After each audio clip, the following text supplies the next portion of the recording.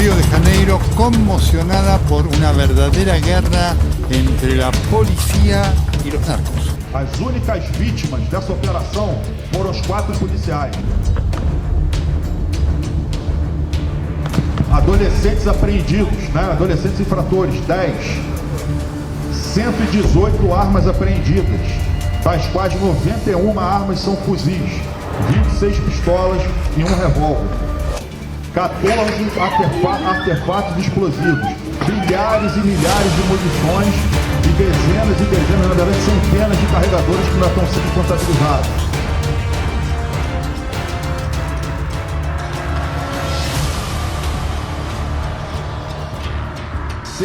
Presos.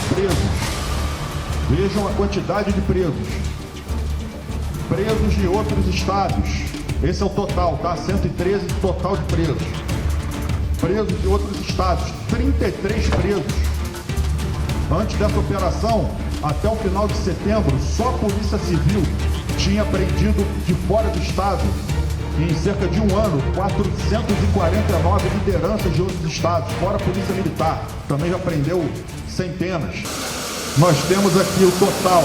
Ontem foram 58 neutralizados e no dia de hoje, somando os corpos que foram achados na mata, com mais 61, nós temos 119 mortos, dos quais 115 eram narcoterroristas e 4 vítimas que são os nossos policiais. In a world driven by connection, donde la tecnología une culturas y oportunidades. CPO Digital, the power of global connection. El poder de la conexión global. Talvez o início desse vídeo tenha até te assustado pelo tom polêmico, pelo impacto que está causando no Brasil, que realmente é assustador, mas nós vamos falar de um fato muito relevante e importante aqui hoje. Paraguai bate recorde de pedido de residências. Isso mesmo, Paraguai supera os 33 mil pedidos de residência. Antes era 33 mil, agora já superou. E a maioria de quem pede residência no Paraguai são brasileiros. A seguir, nós vamos assistir a entrevista do diretor de Migrações, que vai falar a respeito disso. Ele vai falar sobre a Lei Suassi, vai falar sobre os pedidos da residência temporária e também ele vai falar sobre a naturalização, como você se tornar um cidadão paraguaio e obter o passaporte paraguaio. Vamos acompanhar comigo a entrevista. ¿Cuántos pedidos de radicación en el país tenemos de los últimos, ponele que los últimos 2 años? ¿Alguna estadística que tengamos de cómo evoluciona eso? Si hay un aumento, si hay más gente pidiendo radicarse o inclusive nacionalizarse en Paraguay. Bueno, en primer lugar, mencionar, Luis, que sí hay un aumento. Te voy a dar las cifras. Realmente este año se está rompiendo prácticamente un récord dentro de lo que es a nivel histórico de las cantidades de solicitudes de radicación. Nosotros el año pasado expedimos en total 29.126 entre radicaciones permanentes y temporales. A septiembre, al 30 de septiembre del 2025, que fue el último corte que hicimos, tenemos ya la cantidad de 33.589 solicitudes. Es decir, ya superamos la del año pasado, que ya había superado la de otros años anteriores, ¿verdad?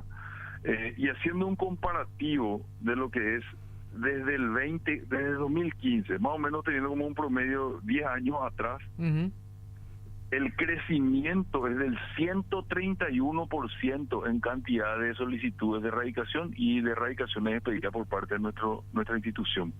Es decir, realmente hay una alta demanda de gente que viene con ánimos de permanecer y sobre la base de eso solicita la radicación en nuestro país. La radicación temporal o permanente, porque son, entiendo, distintos, ¿qué requisitos exige? Bueno, la radicación temporal te da requisitos como tu cédula de país de origen, haber ingresado de manera legal al país. Si necesitabas visa, tenés que tener la visa, esa visa se va a verificar con Cancillería para que sea auténtica. Después de eso, antecedentes penales del país de origen que tiene que estar debidamente apostillado, y el certificado de nacimiento de donde decís ser originario, que tiene que estar también debidamente apostillado. Amén de eso, a nivel interno, es decir, a nivel del país, se hace una verificación de no tener antecedentes o requerimientos en Interpol. Interpol Paraguay trabaja para eso, la OCN Paraguay, y también a través de informática de la policía, que no tenga antecedentes en nuestro país desde el momento de haber ingresado. Esos son los requisitos básicos para la obtención de la radicación temporal. Y aparte, obviamente, una entrevista que se hace acá en Migraciones, donde se le toman los datos, la información, se le hace la pregunta correspondiente y se expresa cuál es el motivo de su venida al país y a qué actividad se va a dedicar. Este estadio en el que, si resulta todo satisfactoriamente, se le entrega su radicación temporal, puede ser de hasta 2 años, prorrogable hasta otros 2 años.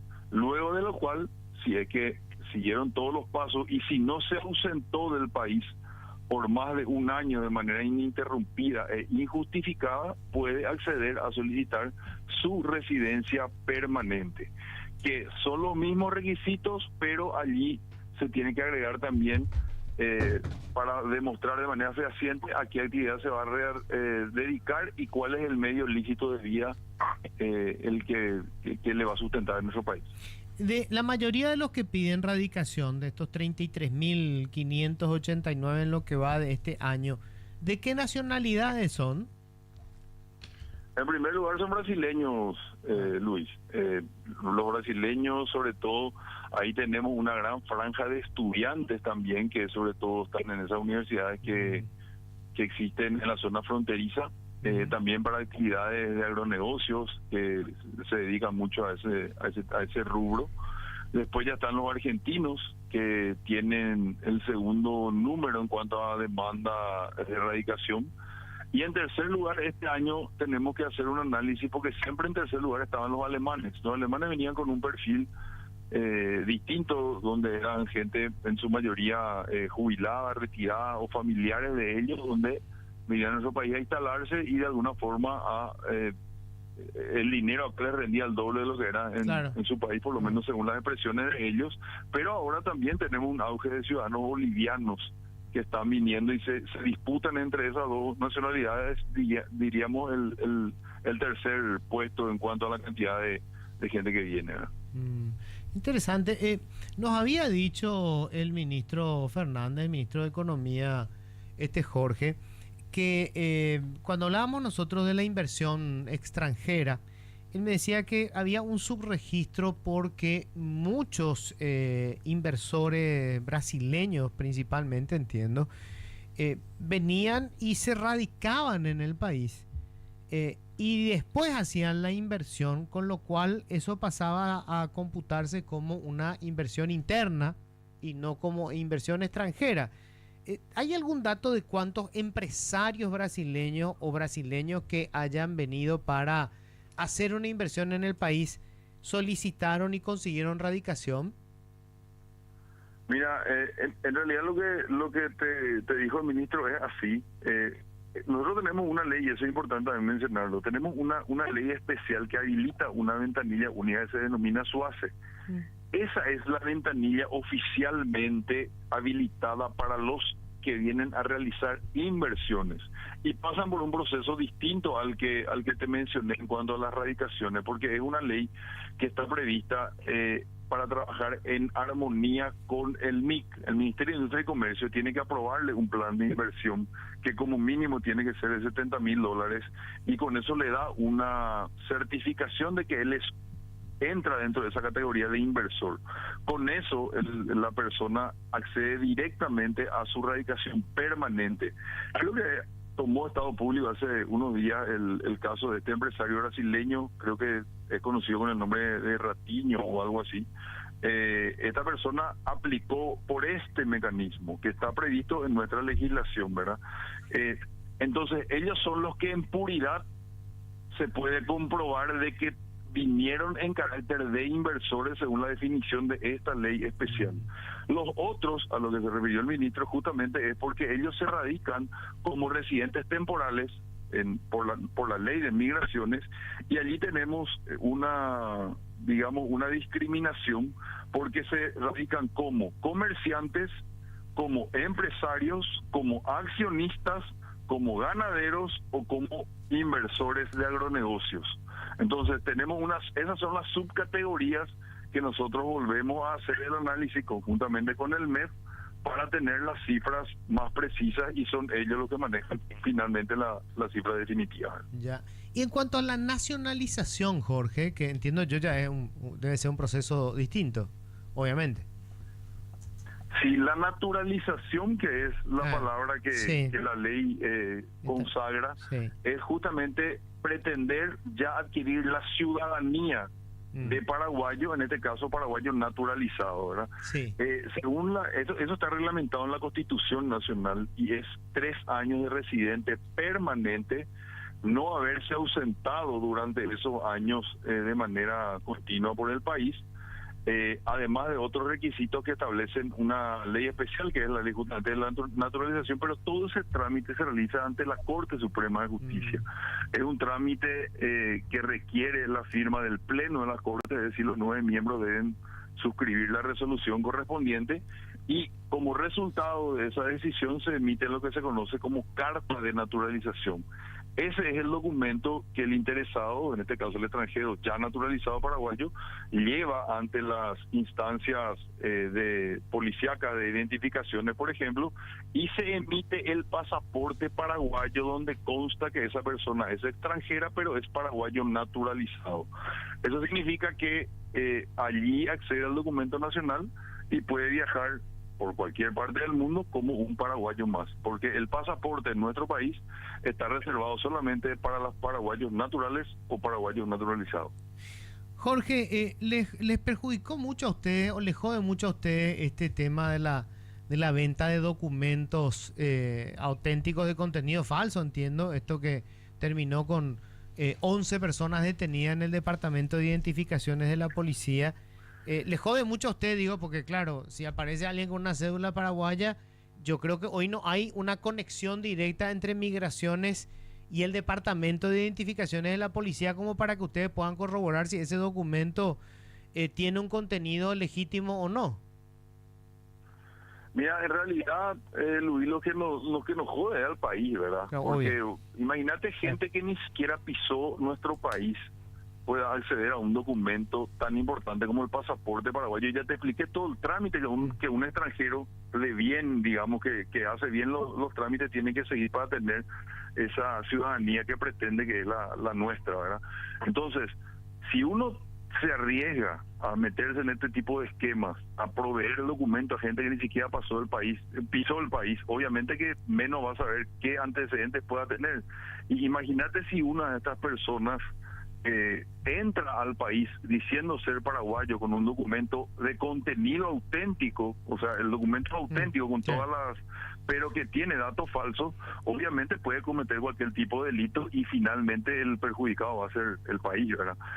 Nosotros sí tenemos una conexión que justamente habíamos anunciado, hace un poco se firmó un convenio con la Policía Nacional que realmente es un convenio que nos fortalece muchísimo porque nos da la posibilidad de acceder en tiempo real a la identificación de las personas que valían su documento de identidad.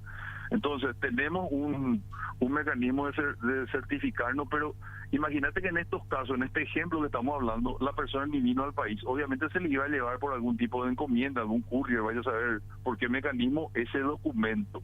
Entonces ni siquiera nosotros íbamos a poder validar su entrada o su salida al país porque nunca lo pisó. Entonces eso es lo grave, por eso nosotros también fuimos parte de los que denunciamos, porque dentro de ese esquema se encontró también que habían certificados de radicación y carnet de radicación con mi firma incluso, que estaban siendo adulterados porque pertenecían a gente que nunca vinieron al Paraguay. Pero eran, ¿cómo? ¿Usaron un documento que tenía tu firma o falsificaron tu firma también? No, usaron montaron sobre un documento original que seguramente accedieron, vaya a saber, de algún extranjero que cayó en sus manos, montaron la foto de otra persona, la identidad de otra persona, pero usaron el resto del documento para falsear la información. Ahora, Jorge, yo supongo que hoy avanzó tanto la tecnología para este tema de la identificación de personas. Todavía nosotros estamos usando algún tipo de sistema hoy obsoleto que permite esto, porque hoy con el tema de la identificación facial y todas estas cosas, debe haber maneras de evitar ya que se puedan seguir haciendo este tipo de fraudes, ¿no?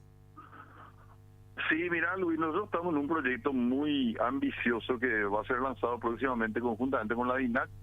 La DINAC, como entidad rectora de la aviación civil, tiene que también ceñirse a ciertos parámetros internacionales que hoy en día nos exige justamente esta seguridad en la aviación y saber exactamente quiénes son los pasajeros que se están transportando por parte de los mecanismos aéreos. Dentro de ese proyecto nosotros pensamos transformar totalmente lo que es el control migratorio en aeropuertos, utilizar datos biométricos, justamente lo que estás mencionando, validar las informaciones a través de reconocimiento facial. O sea, hay distintos métodos, se está evaluando cuál es el mejor. Hay reconocimiento facial, hay reconocimiento de iris, hay otro tipo de tecnología que te permite hacer o ir aumentando en cuanto a las capacidades para poder reconocer, pero a la vez trabajar en lo que nosotros tenemos pendiente hasta ahora, y somos el único país en la región con Bolivia que no tenemos todavía, que es el adelanto de información de pasajeros. En otros países, por ejemplo, vos viajás a Panamá, por dar un ejemplo, y los agentes migratorios están esperando a la persona que va a bajar del avión porque ya lo identificaron antes de que llegue, ¿verdad?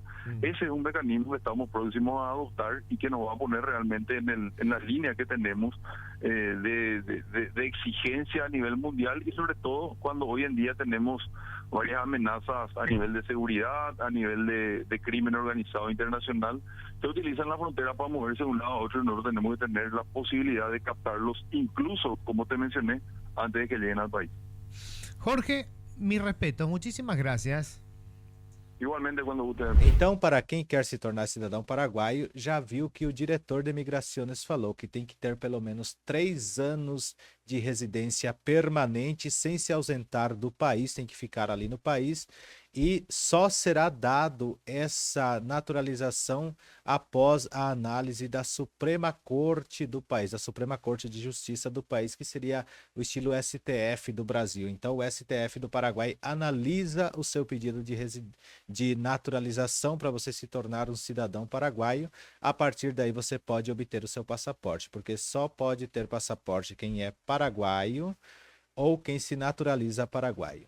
Se você gostou dessa informação, gostou desse vídeo, deixa aqui abaixo os seus comentários, deixe o seu like, comentem, gente, vamos comentar bastante aqui para fomentar esse vídeo chegar a mais pessoas, igual a você que está procurando informações sobre Paraguai.